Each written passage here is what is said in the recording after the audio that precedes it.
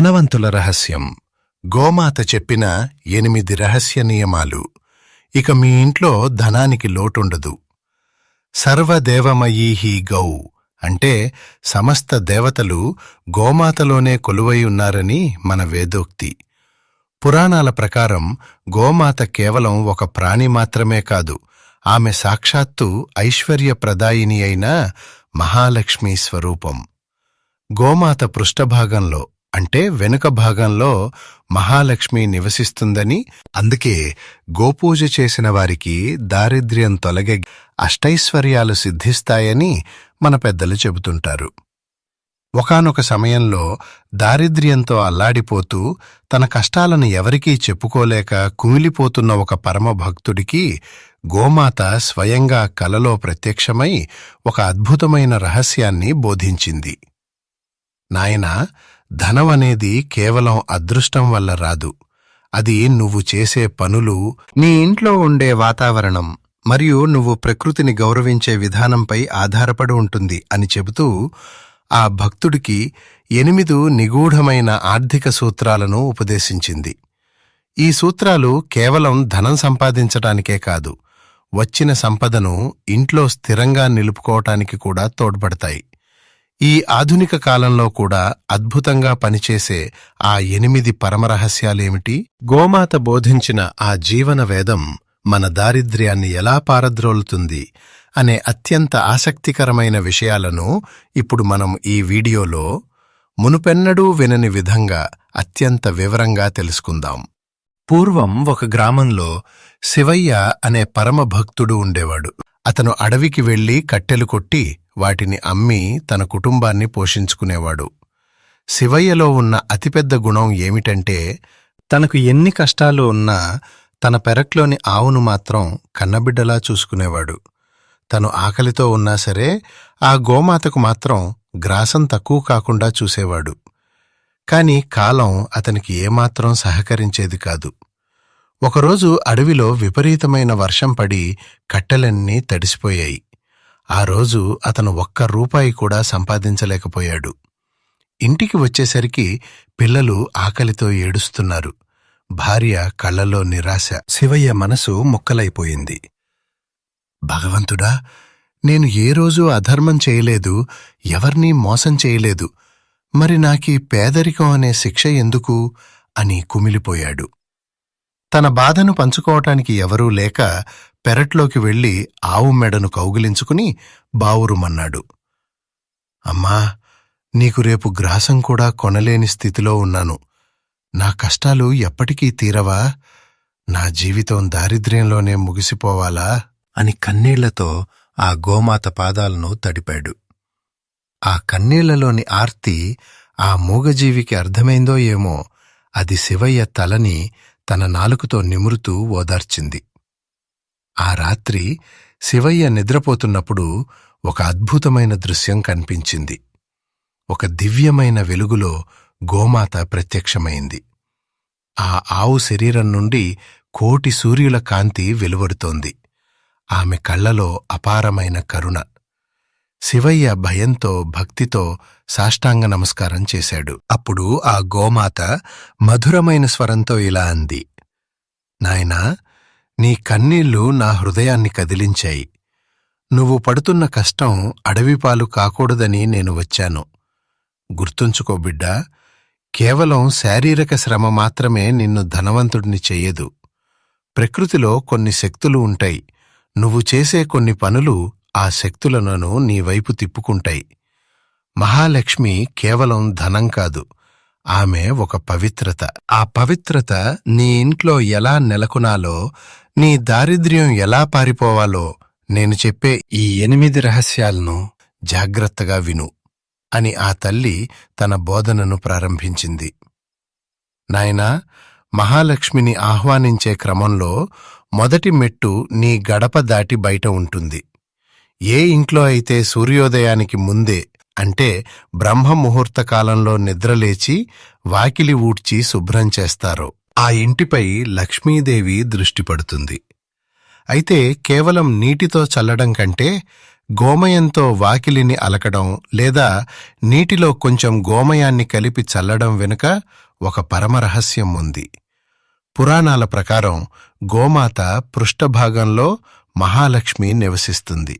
అందుకే గోమయం సాక్షాత్తు లక్ష్మీ స్వరూపం.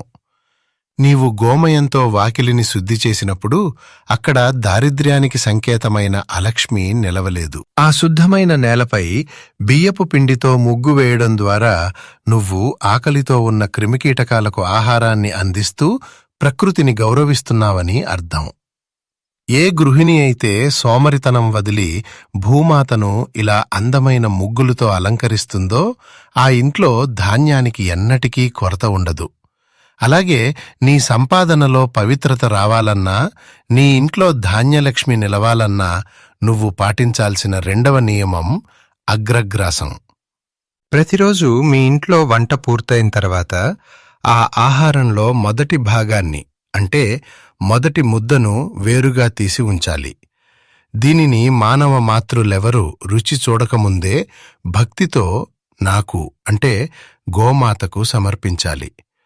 శాస్త్రాల ప్రకారం నా శరీరంలో సకల దేవతలతో పాటు మీ పితృదేవతలు కూడా కొలువై ఉంటారు.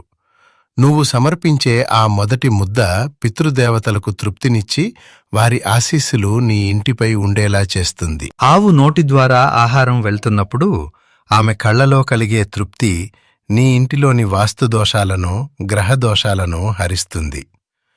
తమకంటే ముందు గోమాతకు ఆహారాన్ని అందించేవారి ఇంట్లో ఎన్నటికీ కరువు కాటకాలు రావు. ఇక మూడవ రహస్యం ఏమిటంటే ధనం అనేది కేవలం బయట నుండి వచ్చేది కాదు. అది నీ ఇంటి లోపల ఉండే మాటల ప్రకంపనలపై ఆధారపడి ఉంటుంది. ఆవు ఎంత సాధు జంతువో మనిషి మాట కూడా అంతే మృదువుగా ఉండాలి. ఏ ఇంట్లో అయితే యజమాని మరియు గృహిణి ఒకరినొకరు గౌరవించుకుంటూ శాంతంగా మాట్లాడుకుంటారో ఆ ఇల్లు ఒక దివ్యమైన శక్తిక్షేత్రంగా మారుతుంది. ఎక్కడైతే నిరంతరం అరుపులు కలహాలు ఉంటాయో అక్కడ లక్ష్మీదేవి సోదరి అయిన జ్యేష్ఠాదేవి ప్రవేశిస్తుంది. కఠినమైన మాటలు ఇంటి వాతావరణాన్ని విషపూరితం చేస్తాయి. దీనివల్ల సంపాదన ఉన్నా అది అనారోగ్యాలకో కోర్టు కేసులకో ఖర్చయిపోతుంది. ముఖ్యంగా సాయంత్రం వేళల్లో గొడవలు పడటం వల్ల లక్ష్మీ కటాక్షం పూర్తిగా నశిస్తుంది. మాటలో వినయం, మనసులో ప్రశాంతత ఉన్న చోట లక్ష్మీదేవి స్థిర నివాసం ఉంటుంది. అలాగే నాలుగో రహస్యం కాలమనేది సాక్షాత్తు ఈశ్వర స్వరూపం. సూర్యోదయానికి ముందు ఉండే సమయాన్ని బ్రహ్మముహూర్తం అంటారు. ఈ సమయంలో ప్రకృతిలో సత్వగుణం నిండి ఉంటుంది. దేవతలు సిద్ధులు ఈ సమయంలో భూమిపై సంచరిస్తూ మేల్కొన్నవారికి తమ ఆశీస్సులను అందజేస్తారు. పురాణాల ప్రకారం సూర్యుడు ఉదయించిన తర్వాత కూడా నిద్రపోయేవారి ఇంట్లో దారిద్ర్యదేవత నివాసం ఉంటుంది. ఏ ఇంట్లో అయితే సూర్యోదయానికి ముందే దీపం వెలుగుతుందో అక్కడ లక్ష్మీదేవి ప్రసన్నమవుతుంది. గోమాతగా నేను కూడా సూర్యోదయానికి ముందే మేల్కొని ఆ పవిత్ర శక్తిని గ్రహిస్తాను. నువ్వు కూడా అదే సమయానికి మేల్కొని నీ పనులు ప్రారంభించటం వల్ల నీ మేధస్సు పెరుగుతుంది, చేసే పనిలో స్పష్టత వస్తుంది. ఎవరైతే సూర్యుడి కంటే ముందే మేల్కొంటారో వారి జీవితంలో కష్టాలనే చీకటి తొలగిపోయి ఐశ్వర్యం అనే వెలుగు ప్రసరిస్తుంది. ఐదవ రహస్యం చాలామంది డబ్బు సంపాదించడమే గొప్ప అనుకుంటారు. కానీ దాన్ని ఎలా ఖర్చు చేస్తున్నారనే దానిపైనే లక్ష్మీదేవి నీ ఇంట్లో ఉంటుందో లేదో నిర్ణయించబడుతుంది.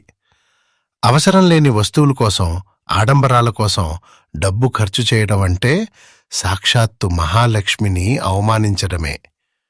ధనం అనేది కేవలం భోగ విలాసాల కోసం కాదు, అది ధర్మాన్ని రక్షించడానికి మరియు ఆపదలో ఆదుకోవడానికి భగవంతుడు ఇచ్చిన ఒక బాధ్యత. గోమాతగా నేను నీకు ఇచ్చే అమృతమైన పాలను నువ్వు ఎలాగైతే జాగ్రత్తగా వాడుకుంటావో నీ సంపాదనను కూడా అలాగే పొదుపుగా వాడాలి.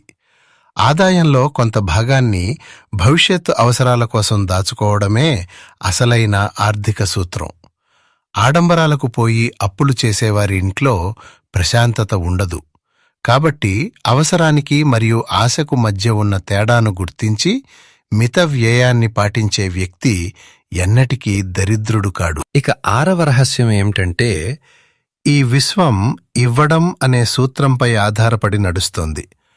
నన్ను గమనించు, నేను పచ్చని గడ్డిని తిని మీకు పాలని ఇస్తాను, కాని ఆ పాలను నేను తాగను, లోకానికే ధారపోస్తాను. అలా ఇవ్వడంలోనే నాకు తృప్తి. మనిషి కూడా తన సంపాదనను కేవలం తనకు కోసమే దాచుకోకూడదు. నీ సంపాదనలో కొంత భాగాన్ని సమాజ హితం కోసం ఆకలితో ఉన్న పేదలకు ఖర్చు చేయాలి. దానం చేయటం అంటే డబ్బును కోల్పోవడం కాదు, అది నీ సంపాదనను పవిత్రం చేసుకోవడం. ప్రవహించే నీరు ఎలాగైతే స్వచ్ఛంగా ఉంటుందో, దానం ద్వారా ప్రవహించే ధనం కూడా అలాగే వృద్ధి చెందుతుంది. అయితే నువ్వు ఇచ్చే దానం వెనుక అహంకారం ఉండకూడదు. ఆవు పాలు ఇస్తూ ఏమీ ఆశించనట్లే నువ్వు కూడా ప్రతిఫలం ఆశించకుండా సాయం చేయాలి. నువ్వు ఇతరుల కడుపు నింపితే నీ కడుపు నింపే బాధ్యతను ఆ పరమేశ్వరుడు తీసుకుంటాడు. 7వ రహస్యం, నీ ఇంటిని ఒక దేవాలయంగా మార్చే శక్తి నీ ఇంటి గడపకు ఉంది. గడప అంటే కేవలం లోపలికి బయటికి వెళ్లే మార్గం మాత్రమే కాదు, అది సాక్షాత్తు మహాలక్ష్మి కొలువై ఉండే పవిత్ర స్థానం. శాస్త్రాల ప్రకారం గడపను వాస్తూపురుషుని పాదాలుగా భావిస్తారు. ఏ ఇంట్లో అయితే గడపను గౌరవించి ప్రతిరోజూ శుభ్రం చేసి పసుపు కుంకుమలతో అలంకరిస్తారో ఆ ఇంటిలోకి దుష్టశక్తులు ప్రవేశించలేవు.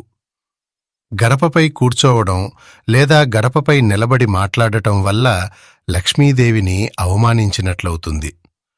సాయంత్రం వేళల్లో గడప వద్ద దీపం వెలిగించటం వల్ల ఆ వెలుగు నీ ఇంటిని దారిద్ర్యం నుండి కాపాడుతుంది. గడపకు పసుపు రాయడం వల్ల ఆధ్యాత్మిక ఫలితాలే కాకుండా క్రిమికీటకాలు లోపలికి రాకుండా ఉండే శాస్త్రీయ ప్రయోజనం కూడా ఉంది. కాబట్టి గడపను భక్తితో పూజించేవారి ఇంట్లో సుఖసంతోషాలు వెల్లివిరుస్తాయి. చివరగా 8వ రహస్యం, గుర్తుంచుకో బిడ్డా, భగవంతుడు నీకు శరీరాన్ని ఇచ్చింది కర్మ చేయడానికి. సోమరితనం అనేది మనిషికి అతిపెద్ద శత్రువు. పురాణాల ప్రకారం కర్మయే దైవం. నువ్వు చేసే వృత్తి ఏదైనా కావచ్చు, దాన్ని దైవంగా భావించి చిత్తశుద్ధితో చేసినప్పుడు అది పూజగా మారుతుంది. గోమాతగా నేను నిరంతర ప్రకృతికి సేవ చేస్తూ నా కర్తవ్యాన్ని నిర్వహిస్తున్నట్లే నువ్వు కూడా నీ బాధ్యతలను ఈశ్వరార్పణ బుద్ధితో చేయాలి. లక్ష్మీదేవికి మరో పేరు శ్రమ. ఎక్కడైతే చెమట చిందించి నీతిగా కష్టపడతారో అక్కడ ఐశ్వర్యం ప్రవహిస్తుంది. నీ పనిలో నువ్వు చూపే ప్రావీణ్యం, అంకిత భావం నీ ఇంటి దారిద్ర్యాన్ని శాశ్వతంగా తరిమికొడతాయి. సోమరితనం వీడి నిరంతర కర్మను ఆచరించేవాడు ఈ భూమిపై సాక్షాత్తు దైవ సమానుడు. ఈ 8 సూత్రాలను ఆచరించు, నీ జీవితం ధన్యమవుతుంది. గోమాత చెప్పిన ఈ 8 సూత్రాలను పాటించిన శివయ్య కొద్ది రోజుల్లోనే దారిద్ర్యం నుండి విముక్తుడై ధనవంతుడయ్యాడు. కాబట్టి మీరు కూడా ఈ నియమాలను పాటించి మీ ఇంట్లోకి మహాలక్ష్మిని ఆహ్వానించండి. ఈ వీడియో మీకు నచ్చితే వెంటనే లైక్ చేయండి, మీ మిత్రులకు షేర్ చేయండి. ఇలాంటి మరిన్ని ఆధ్యాత్మిక రహస్యాల కోసం మా ఛానల్ని సబ్స్క్రైబ్ చేసుకోండి. ధన్యవాదాలు.